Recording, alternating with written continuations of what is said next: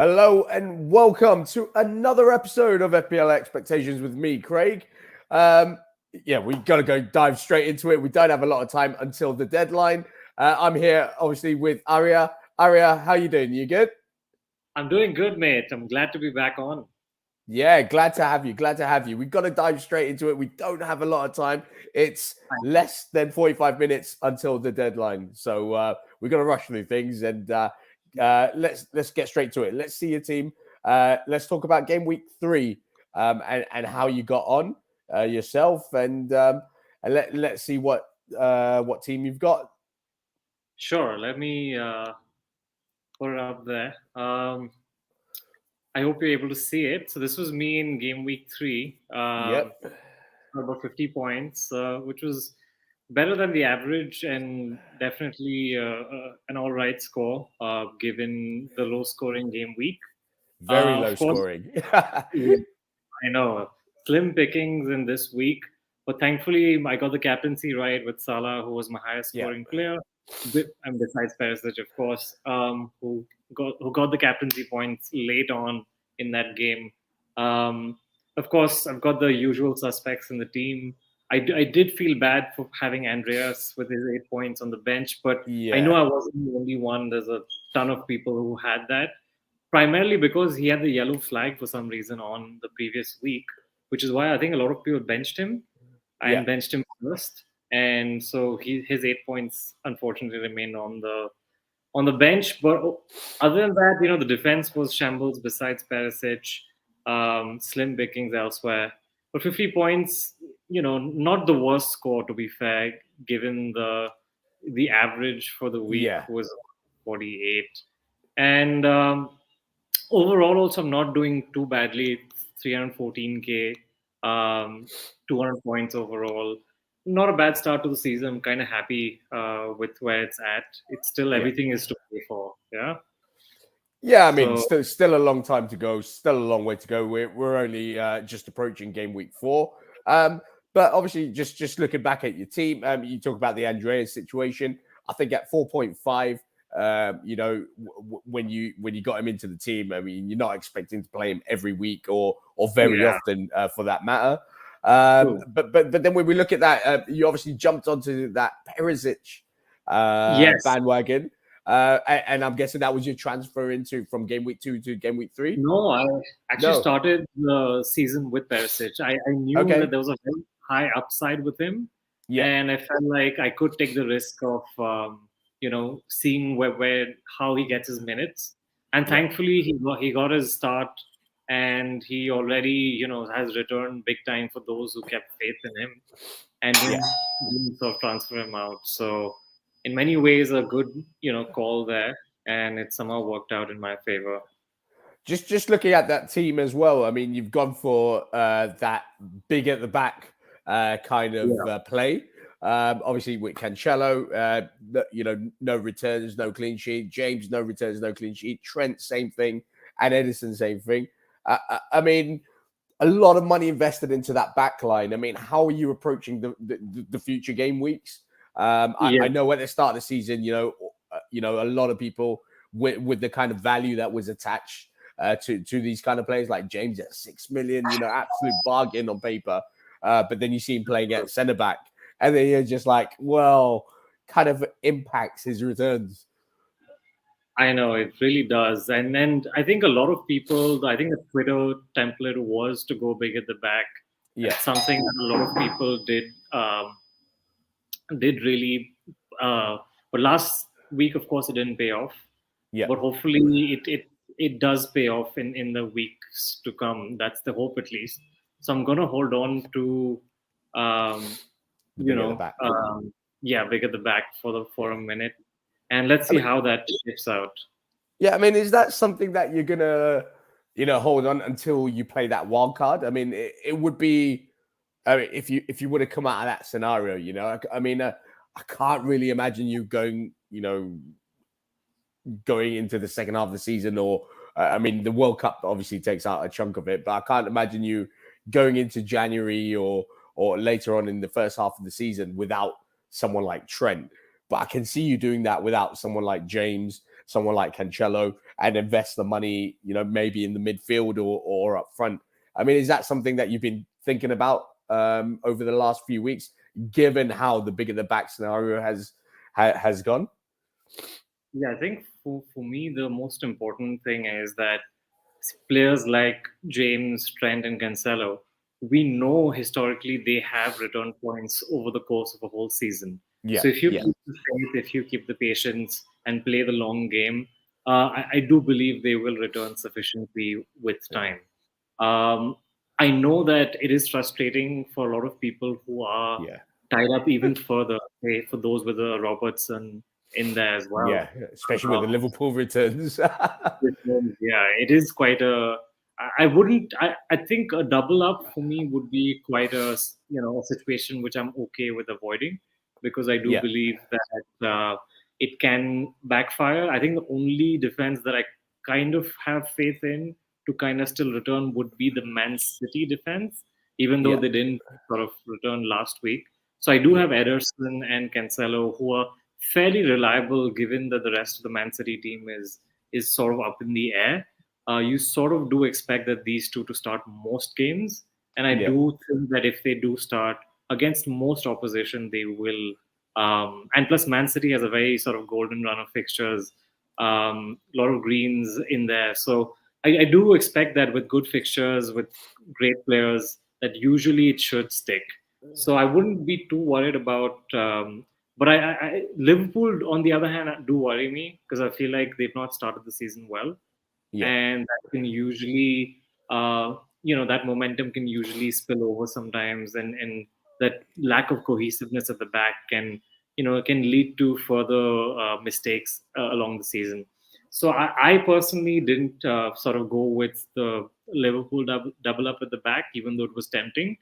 I just felt like it just didn't appeal to me. It's a lot of funds to be sort of yeah. capped in. To allocate, yeah, yeah.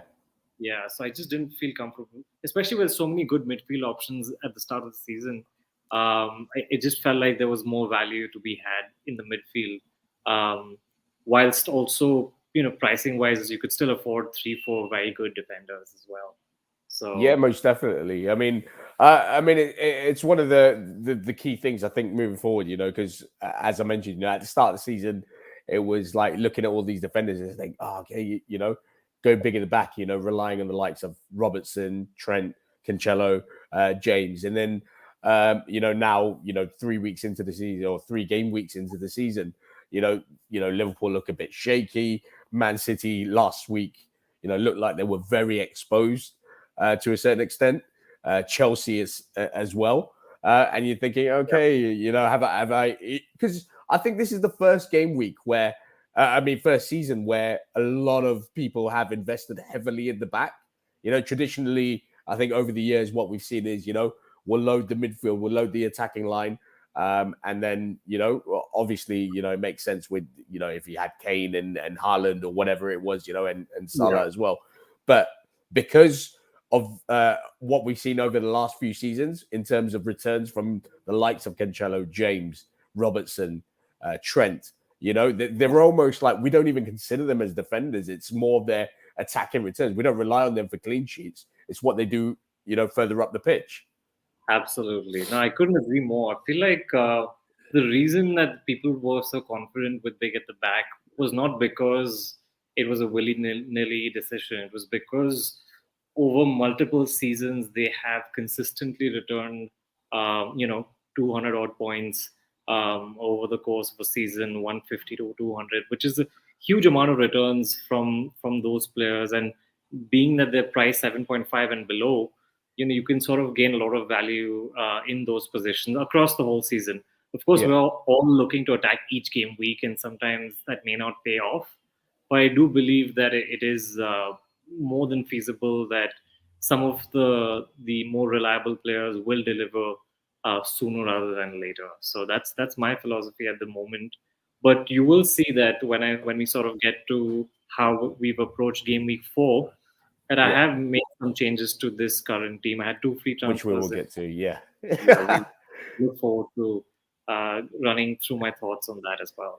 Okay, well, we'll jump straight to it because we do not have a lot Oh, of time. yeah. It's less than half an hour to it. But gosh. we'll talk about the eye test from game week 3 and some of the players that caught your eye. I mean, it's been, as we've talked about, it's been a season where, some of the players that we've expected to really hit the heights haven't. But there are lesser valued players that have kind of taken. I mean, just a few names to reel off. Obviously, Trippier at 5 million, really, with that free kick he scored, and Newcastle looking like the real deal. Just while we're on Newcastle, say Maximan, 3 assists last week. Absolutely fantastic. Wilson injured this week, but showing his quality in front of goal. And then when we go to the other teams, it's the likes of Rashford scored 6.5 million. Alanga got a start, 4.5. There's a lot of value around, but I mean, who caught your eye from game week 3, and it's someone that you've got your eye on moving forward? Yeah, so I think for me, a lot of the good players that you covered there, Trippier was definitely a standout option. For me, the biggest surprise, I think the team that really caught people off guard was the Leeds boys. I think Rodrigo, of course, leading the points charts, supported ably by Harrison and Aronson. They look like a very hungry outfit, despite not having, despite losing Rafinha in the transfer window, despite losing Bamford to injury. They're looking hungry. They're looking game to be competitive this season. They beat Chelsea 3-0, which was a huge surprise, and I think a big litmus test for them to show that they can deliver even against quality sides. So I think Rodrigo is the biggest standout for me. I think he passed the eye test. He's just getting into amazing positions. He's always there. When he's playing up front as well, isn't it? I mean, with Bamford injured, I think Bamford's going to be a couple of weeks away. From reading Jesse Marsh's press conference notes. And obviously Leeds aren't exactly stacked in that kind of area. So Rodrigo's obviously playing, a midfielder playing up front. Obviously, straight away that signals to me value. Absolutely, and at 6 million when he started the season, now he's gone up to 6.4, I believe. He's quickly rising in prices. So if you're missing the boat, you're like with all these price rises, if you don't sort of work out team value early, you're going to be sort of left behind, trying to sort of missing out by 0.1, missing out by 0.2. That usually is the most frustrating thing when you're sort of trying to play a wild card. You're trying to fit in everyone. Correct. But if you're not chasing team value, you're also going to be, across the season, it's going to be really detrimental to you. So people like a Rodrigo, as you said, he's going to lead the line for Leeds, who look very game. They're creating a lot of chances. They're scoring goals. They're, multiple players are involved in the attack. But I think Rodrigo has been a standout for me from Leeds. Besides that, I've also been very impressed with Brentford. Of course, for them, Ivan Toney is the talisman. He's been among the points in each game so far. He looks like he's going to have a good season. He's already settled in, across the season into the Premier League.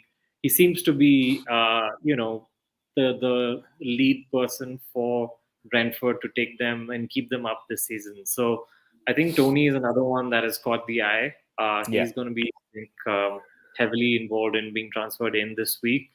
And rightfully so, because he's in front of a very attacking Brentford outfit who look like they're looking to play on the counter and really score some goals this season. So Toney is another one that I think stands out for me.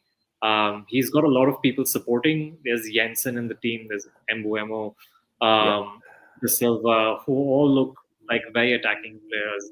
So a lot of good options at sort of very fairly priced value. I think Toney, because he's at that awkward 7 odd range, because we're all, many of us are tied in with like a Greenwood or someone at a 4.5. Correct. Sort of placeholder value. It's going to be a little harder to get to a Toney, unless you're looking to sort of downgrade like a Haaland or a Kane, which I don't think is advisable. But if you're able to free up value elsewhere and then get Toney, that's a fairly good set and forget option. And Brentford have a peach of fixtures, about 6 greens, one after the other. So once again, the fixtures and the form match. It's hard to miss, Tony. Another guy who's kind of started the season on fire is, and I haven't seen in a lot of teams, is Wilfred Zaha. Oh, yes. The thing with, Wilfred Zaha is going to play, every single game for Palace. It's the guys that start in that attacking line that kind of get rotated. But Zaha, I wouldn't say he's value in terms of price.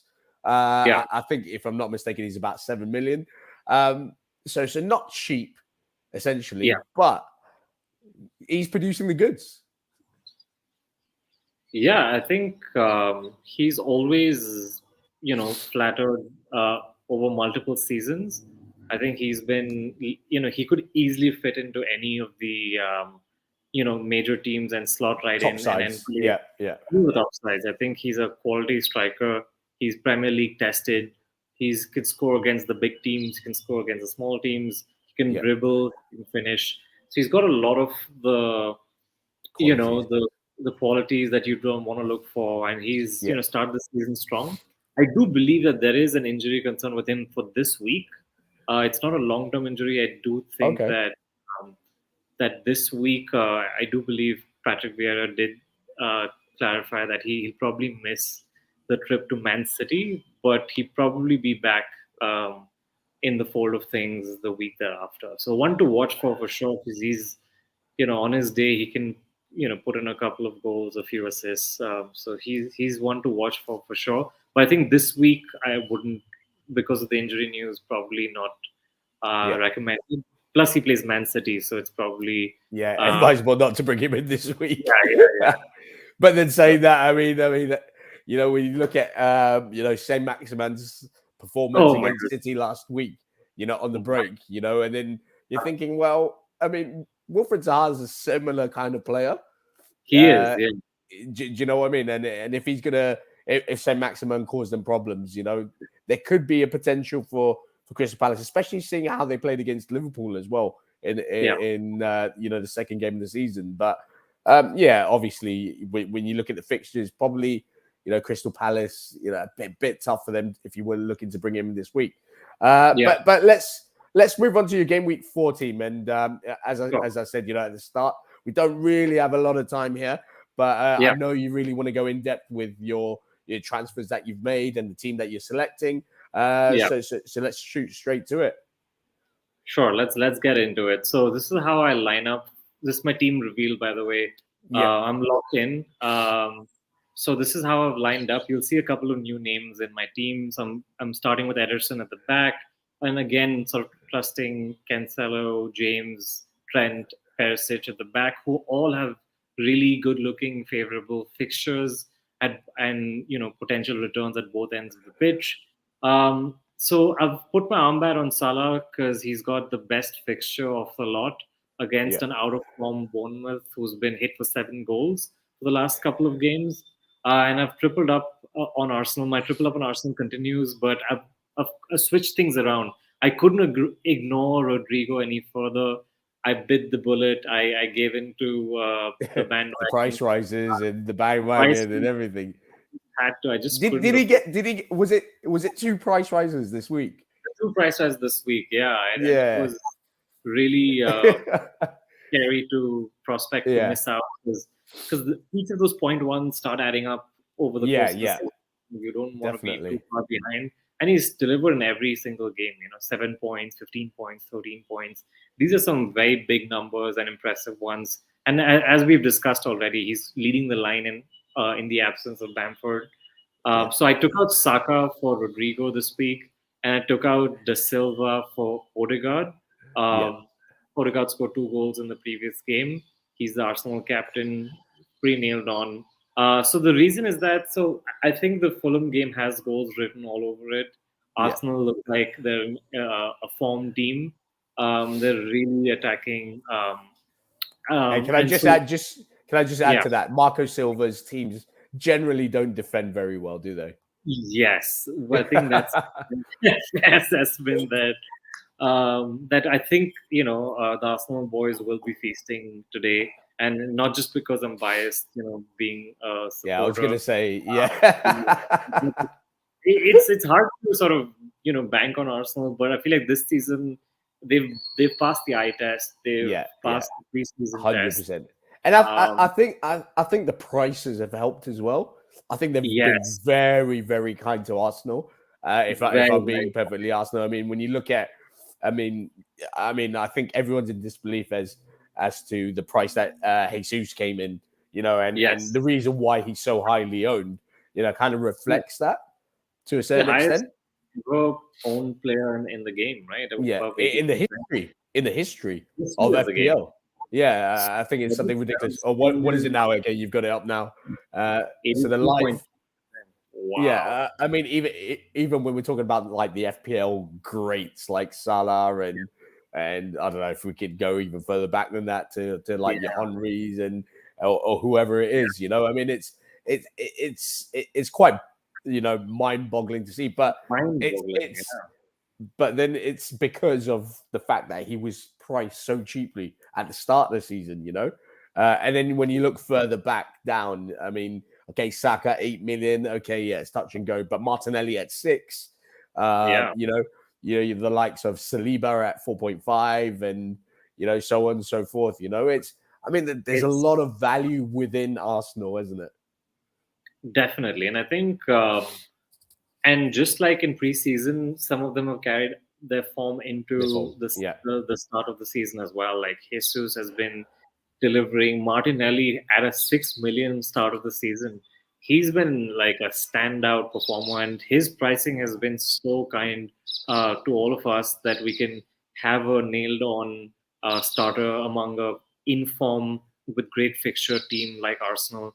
Um, that he's been a blessing to a lot of us yeah, at that sweet price point. He's already risen 4 times. He's already up to 6.4. So if you've not gotten Martinelli in already, I think it's a no-brainer there to sort of have him involved in your team and then create value in other positions. yeah. Um, so again, this week my thinking was to since I took out Saka, who was the triumvirate, of the sort of attack. It did Kind of feel just like I what we're on Saka, a little bit yeah. disappointing. Yeah. Yes, he's In been terms of FPL, by the way. Yeah. Of course. I Yeah. think Saka was looking so good in preseason, which is why I had him from the start of the season. It felt like he's gonna, be competitive, be up there with the likes of, the same price range as a Luis Diaz, as a Correct. Yeah. Kulusevski. So I thought that he'd already be among the goals and the assists, but Well, there was that big unfortunately, debate at the start, wasn't there? Martinelli or Saka? Which yeah, is yeah, Martinelli is and starting I and think those Saka in preseason was on fire as well, wasn't he? on fire, yeah. So Yeah. it was a no-brainer for me, having followed the Yeah. preseason closely, to have had Saka to start the season. But Yeah. unfortunately, after 3 games when he's not delivered, plus his price was about to drop to 7.9, I just didn't want to catch a Yeah. price Yeah. loss as well as a price rise for Rodrigo, as well as a price rise for Odegaard, who's now back up to 6.5 after dropping initially. So for me, I got lucky that I caught a couple of I caught a price drop as well as a couple of price rises. So all in all, I think good business in terms of team value. Yeah. Although it is still very early in the season to be sort of worrying about it too much, but you don't want to worry about it later. You'd rather be ahead of the curve than sort of behind the curve, especially with all the analytical tools we have where we Yeah. can sort of say, okay, this person's price is about to rise. You might as well catch it if you'd like.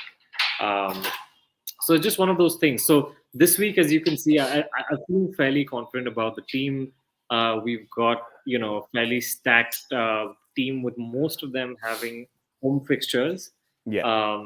Um, the only ones that don't is Rodrigo and Perisic, but Perisic is just playing Nottingham Forest, where I do expect a lot of points. Hopefully, he's among the assists and a clean sheet as well.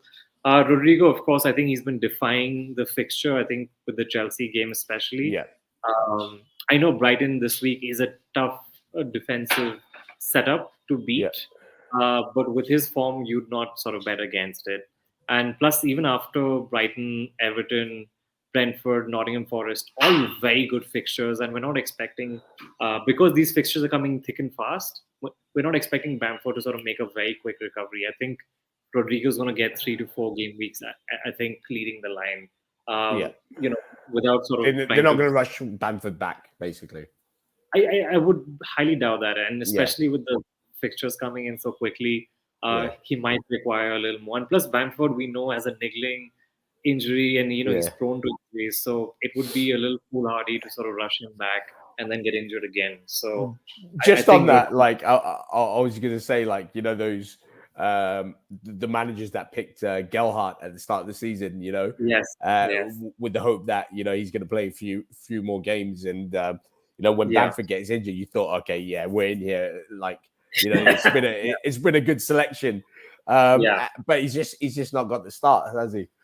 Mm-hmm. No, unfortunately not, and that was a bit of a surprise because I think a lot of us, at least in the preseason sort of prediction, he was sort of in the mix, and I think it's unfortunate for those who have him, and it's just one of those you've got to take on the chin and sort of move on. So I think with these 2 free transfers used, I'm not looking to make anything too crazy. I mean, no late news has come through which has made me want to make any further changes. So I feel fairly confident being locked in. And I think that this week is probably going to be a higher scoring week. I think some of the defensive points should come through. There's some really easy fixtures in there with the Bournemouth, with Liverpool, Nottingham Forest at Spurs. I think James can really tame Leicester, who haven't really looked really good this season, especially with the players they've sold and not replaced. The Maddison injury this week. It just seems like I don't know what's happening with Leicester this season. It's weird to think that. I think the problem is that they're selling everyone that they have, really. Yeah, and they're not buying anyone to replace them.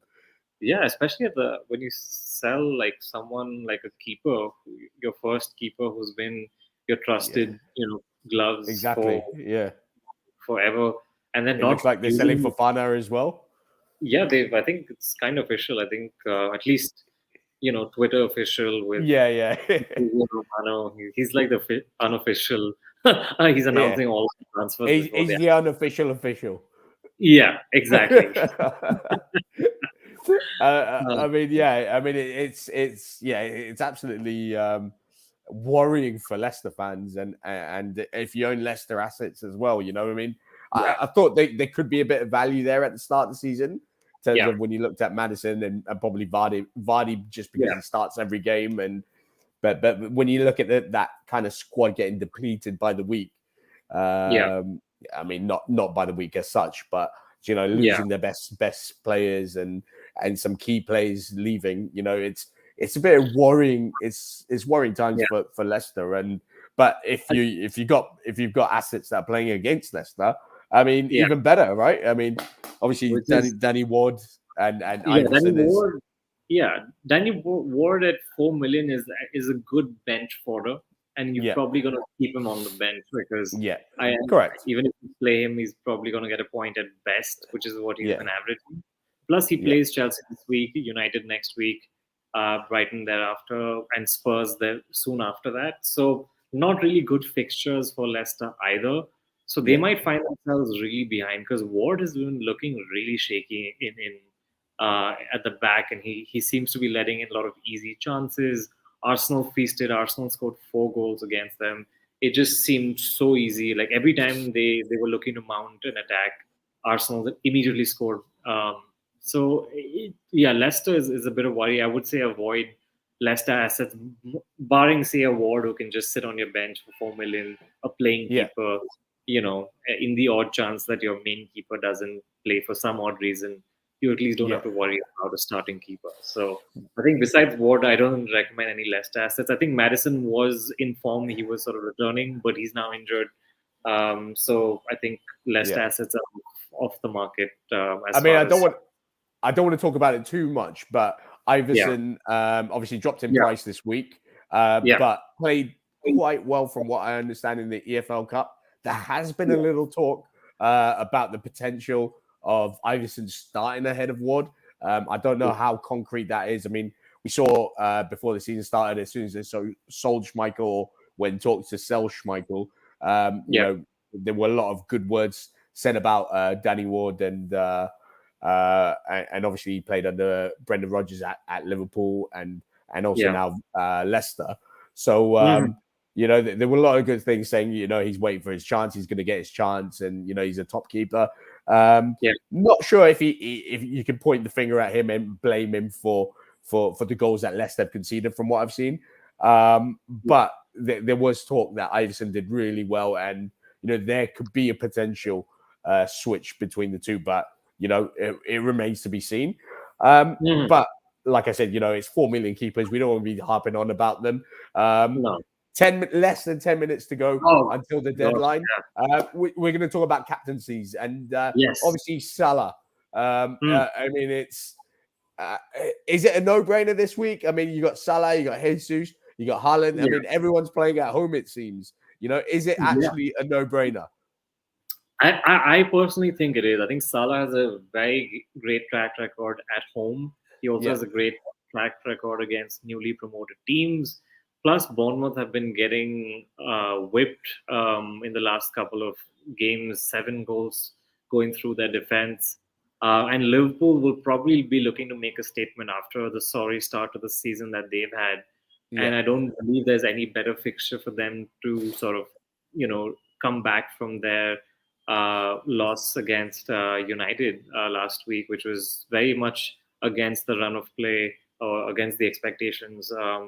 So I think Salah is a bit of a no-brainer because the fixture is too plumb. The form of the team, the defensive form of Bournemouth is very concerning for the Bournemouth supporters. And Salah is probably, you know, going to be amongst the points.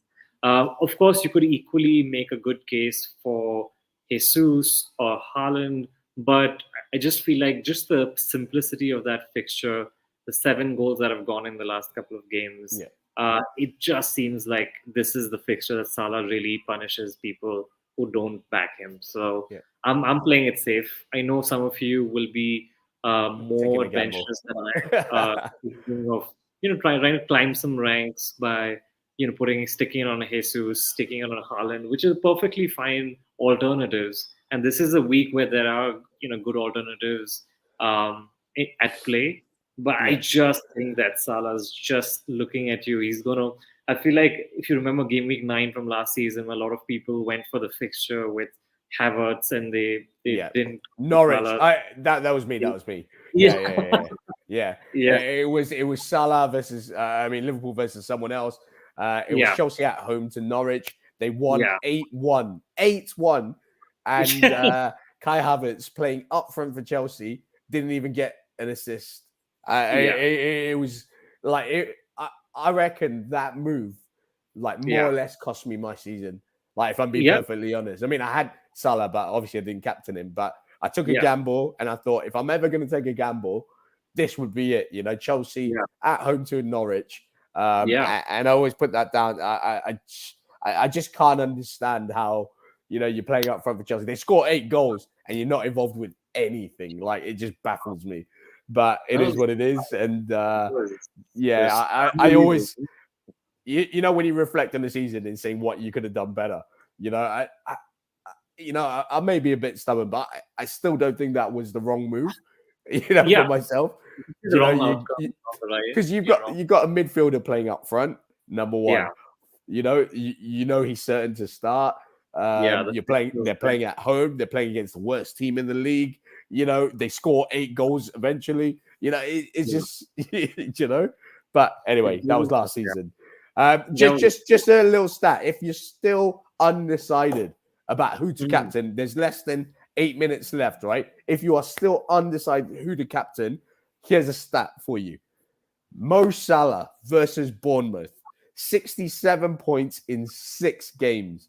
That's roughly, if you break it down, it's 11.1 points per game. Wow. Are you going to dare to go against it? Is anyone going to dare to go against that? I think some people will. We know that people are chasing rank for those who've been sort of caught behind early doors. but I just would not want to do a Havertz Salah sort of a week so early on in the season. Yeah. You don't want to lose your spirit, that early, motivation that you have. Okay, this is a new season, I'm going to conquer. And then if you get spanked early doors, you sort of lose that motivation sometimes. And, Yeah, to follow on through that league, yeah. I mean, yeah, the only argument would be there's still a lot of game weeks left. a lot of game weeks left. There's And probably you've got a that big wild break coming up soon, to be fair, yes, with the World Cup. yes. True. This is a unique season. I feel like it's a season of three wild cards in a way. You've got to, those who play their cards right, their wild cards right, are gonna sort of feast this season. So it's gonna be an important one. I know it's a big fixture swing in game week 8 and 9. I know Yeah. we're thinking too far ahead, but that may be a good place for those who can hold on to their wild cards. That might be a good point. But if in case you're chasing too far, any time from now till then is also equally useful. Yeah. There's about 6 minutes. Are you locked in Yeah, yourself? yeah. Less than 6 minutes. I'm looking. I'm looking at the time. I'm looking at what's going on. Kind of if there's any news that we've got ahead of United. But I think United will be fairly straightforward, to be honest, in terms of team selections and who we're picking. But like I said, dare to be different. Are you going to be dare to be different? It's one of those, because like you said, it's Haaland playing at home, Jesus playing at home. We talked about Arsenal's form has been absolutely ridiculous.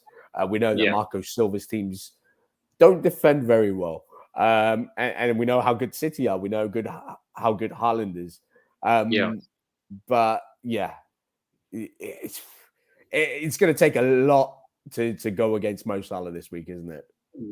Definitely. I think I appreciate those who take chances and those for them that gets paid off.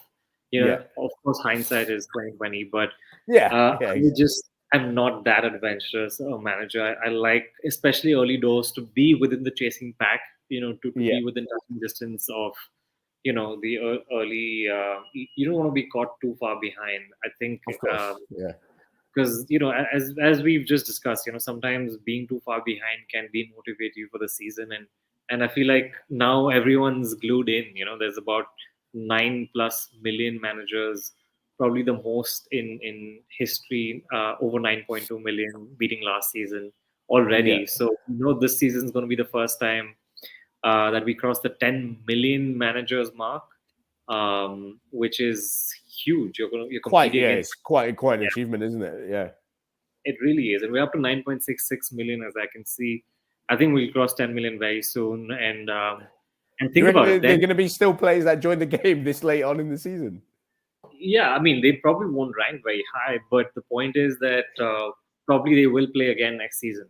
So so imagine your top 10K now among 10 million is probably worth a lot more than a top 10K in a previous season, because just the sheer players and the amount of data and analytics and just the sheer interest in FPL, now a good rank is so much more valuable and meaningful than ever before. Definitely. 4 minutes to go. I think people should be locking. Get in your bench. Definitely. Lock in your moves if you're going to. I think the captaincy is a fairly straightforward pick, so to speak. This game week, but in terms of transfers, I mean, we talked about people that caught your eye. Obviously, you brought in Rodrigo, fantastic week last week, and obviously playing up front as a midfielder. I can see the logic towards it. But the Odegaard one, I mean, that's one I wanted to highlight earlier on. I mean, what's the thinking behind it? I know he had a fantastic week last week, but he takes up a valuable spot for an Arsenal. Yeah. I just think this was my thinking, that I had Saka before I made a single transfer this week. I just like the Arsenal attacking triple up. I just think that there are goals to be had. And then it's just a question of who's going to be the assist. I know earlier in the season we've had Xhaka with assists. We've had Odegaard with a couple of goals in the previous game. I just think that given the new responsibility that Odegaard has now as the Arsenal captain, and the fact that he's our central attacking midfielder. I feel like there is a very high chance of that if Arsenal's in the goals, that Odegaard will find the odd pass. He's also on free kicks. So if and we've seen him curl in some free kicks in the previous season. So I do think that he's going to be in the mix. He may not be as high a ceiling as a Saka, but I just feel like there's a bit of cover there in case Arsenal are really on the offensive this week and for future weeks as well. And at a 6 million, sort of 6.5 million price range, he's not too heavy on the pocket. You can shift him around later if in case other moves work out. So I'm quite happy with that one. It was more of a move to just have that Arsenal cover. Well, because funds wise as well, it allows you to fund Rodrigo as well, doesn't it? Exactly, and I think that and the price rises for both Odegaard and twice for Rodrigo, as well as the price drop for Saka. All in all, it worked out really well in terms of team value this week. So that was my thinking with him. I don't expect him to really outscore Saka across the season, but he's going to be involved here and there. So hopefully pick up some points. Okay, just going to highlight that it's less than a minute left to make your moves. Get yourselves locked in. I'm going to do the same on my phone. Just double check everything. Make sure you got your captaincy right. In other news, obviously, Neil Maupay signed for Everton. Potential that he could start and, potentially being a good asset this season. Everton aren't looking very impressive under Lampard, honestly. So I'm going to avoid Everton assets.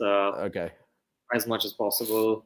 Maybe a Patterson at 4 million, something like that. Something cheap, but nothing too expensive at the moment.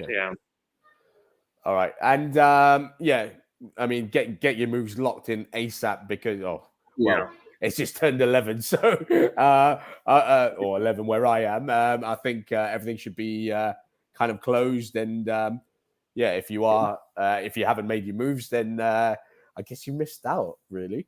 You did get your warnings.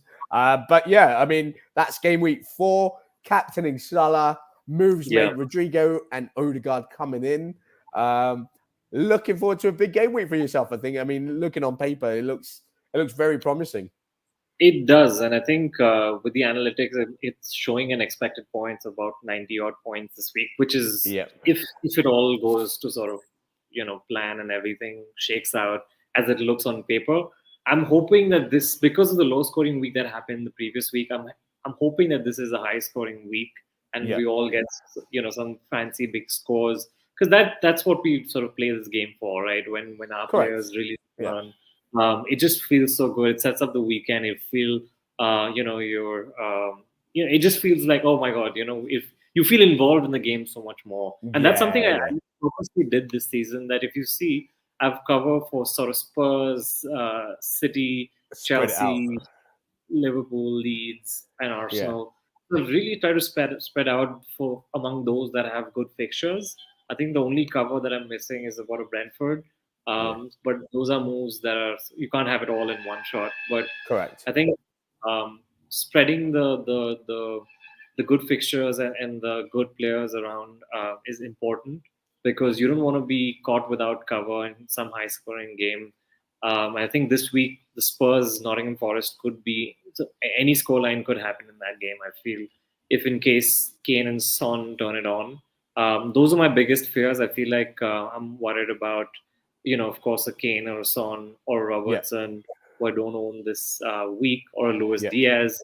These highly owned players, with high potential. So those are the ones I'll be watching for, behind the couch of sorts. But hoping that there's enough in my team to take me through this week.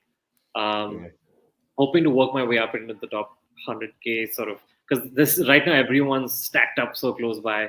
Correct. Yeah. I mean, you just see some of the best managers in the game, and they're all like 1 million plus in terms of overall rank. But I mean, it's one of those where at the start of the season, when you look at the top and the guys at the top, it's guys that have played their bench boost, played their triple captains, played their all their chips, and you kind of gauge that they're not really serious FPL players. It's just people that just you get a lot of FPL managers at the start of the season that sign up. I mean, out of that 9.6 million or whatever it is, only probably about 9 million or 8.5 million of those actually sustain throughout the whole season. And you get those gung ho managers at the start. It's like, oh yeah, I'm going to play my triple captain. I'm going to play this, and somehow it plays out. I mean, do you know when you look at those game week high scores, the highest score of the week, and you see something ridiculous like a triple captain on Ben Mee or something like that? You're just thinking like, really? Like, I mean, what in the world is that? But do you know what I mean? But it all pans out obviously over the season, and then the cream rises to the top, kind of thing. Definitely, and I think that's what's going to happen. And I feel like for those of you who are sort of going to listen in, if you're worried about your game week rank or your overall rank, don't think too much into it at this point. The points that separate you from very high ranks and other managers are going to shake themselves out over the course of the season. Don't beat yourself up over it. There's still about 90% of the season left to play for. There's all left to play for. All these chips, as you've said correctly. Some of the people are artificially higher up. They've played their wildcards early. They've played their bench boost early. They've played their triple captain early. So they're artificially up there. You will get an opportunity, hopefully in a double game week, to play those chips and outscore them over the course of the season. So don't be too down on rank if you aren't. And if you're already doing well in the season, more power to you. Hopefully you're able to keep it up. It's not how you start; it's how you end the season. So it's a long marathon that we're running, and we're all hoping to sort of eventually make our way up. And hopefully, some of the stuff that we covered today was helpful for those of you, trying to make a last-minute decision. And we're always rooting for those, to do well and sort of be involved. I mean, that's the reason why we do this, right? I mean, it's not it's nothing about helping ourselves. It's just to have a chat about FPL, and if we can help people out, why not? Absolutely. So how are you expecting game week 4 to go? Are you thinking it's possibly a high scoring one? Yeah, I mean, in terms of transfers, I've banked in the transfer, so I'm just saving that transfer. I brought Trossard into my team last week, and that paid off very well. So he got. But I mean, to be fair, I did that for Rashford, who ended up scoring as well. So it was one of those. But for me, I mean, the big decision this week was to stick with Leon Bailey, or to get rid. He did drop in price. I think it was today. He dropped overnight. But I made the decision early on to kind of stick with him. And that was, I mean, I was watching the Aston Villa match in the EFL Cup, and he got benched, he got rested, or I don't know which one it was, dropped, rested, benched, whichever you want to call it. But then he came off the bench, and I think he played about 15 minutes or 20 minutes, and he got a goal. So I was just like, oh God, I was on the verge of transferring him out. And I was looking, to be fair, at Almiron as a replacement because I looked at Newcastle fixtures and it looked a little bit tasty, and they looked good last week. But I decided to just stick it out and ride it. If he dropped, he dropped. I made that decision straight after he scored the goal. I was like, I can't really take him out. I think it'll be tough for Gerrard to drop him, but nothing surprises me in FPL anymore. So if he gets benched, then I'll be gutted because coming off the bench, I think I'll probably have Dallo as first sub. But yeah, I think in general, I'm looking forward to a good week. I think a lot of the players that I would have are pretty template. Like in the case, just looking at a team, I've got Jesus, I've got Haaland, I've got Martinelli, I've got Salah, I've got Cancelo, I've got Alexander-Arnold. That's 6 already in the 11. So my differentials probably would be Trippier, who I'm playing. Trossard, versus Leeds. I think that's a nice little matchup for him, as long as he doesn't start off playing wing back. Yeah, so I'm looking forward to a decent week. I don't think it's going to be anything spectacular, if I'm being honest. Diaz, sorry, I've got Diaz as well. I think he's a big differential because I think a lot of people would have gone with two at the back for Liverpool with the Trent and Robertson double up, which thankfully for me hasn't really paid off. So Diaz has been a good differential for me, actually, to be fair. So I'll take that. And some people went Darwin as well. You know, and that really that was good for me, especially in the last game. So I mean, I'm confident I'll have a decent week. Nothing. I'm not expecting anything spectacular. But yeah, let's see where it leads us. Definitely. No, it's going to be exciting. I think on the point of Bailey, I just wanted to say that he just looks like a very quality player. I think if he gets his minutes sorted, he's going to be in the mix. And at a 5 million, now 4.9, 4.8. Well, I think he dropped to 4.8, but yeah. So it was a case of like last week before they played Palace, I think it was. You know, he had a drop in price, and just before that drop, I was thinking, should I take him out? But I was confident he'd start, and he did start. He got an assist as well. So I mean, I was quite happy that I stuck with him, even though there was a price drop. And then for some reason, again, he dropped again this week. But he, like I said, you know, he came off the bench, got a goal, and I'm just thinking, I'll stick it out again, you know, and just see what happens, you know. He's a good player, but he just got that rotation risk. You know, he's one of those players where I just feel that Gerrard would look to bench him every now and again, and if he has one like mediocre game, you know, it's got the bench calling him, you know. So it's the risk that I've decided to take with him. I knew that at the start of the season, to be fair.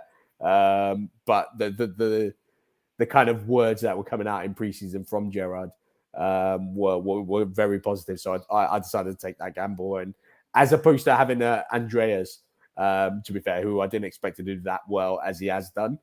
So I'm playing with a five midfield.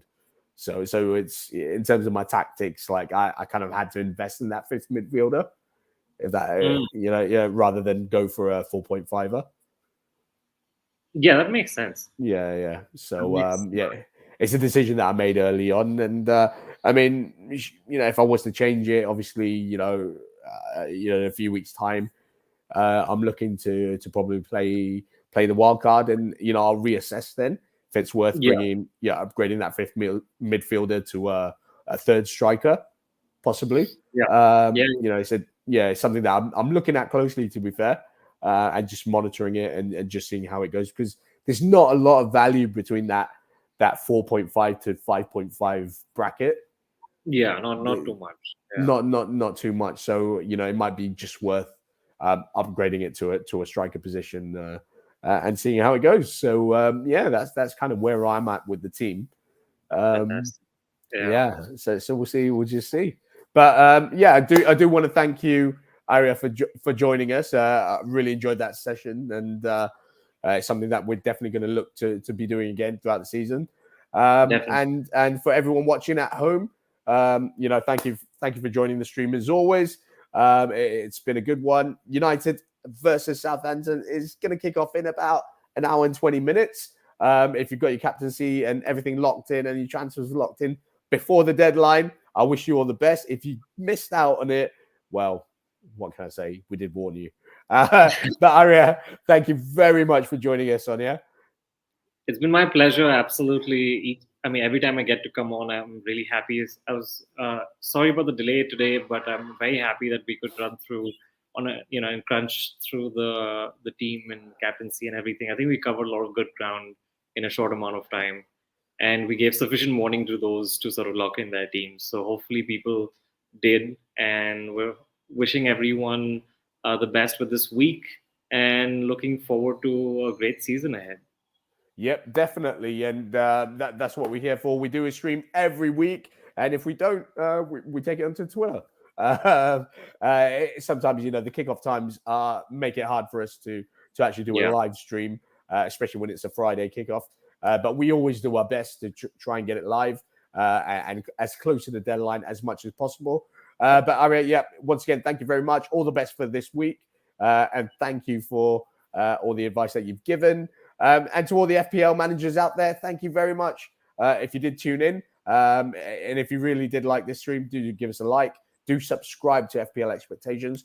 We're obviously on YouTube. We're on Twitter as well. Do give us a follow and do give Arya a follow. It's at Arya Das. And he posts up a lot of good content, a lot of good FPL advice on there. Thank you very much for joining us. All the best for game week 4, and may the FPL gods be with you. Over and out.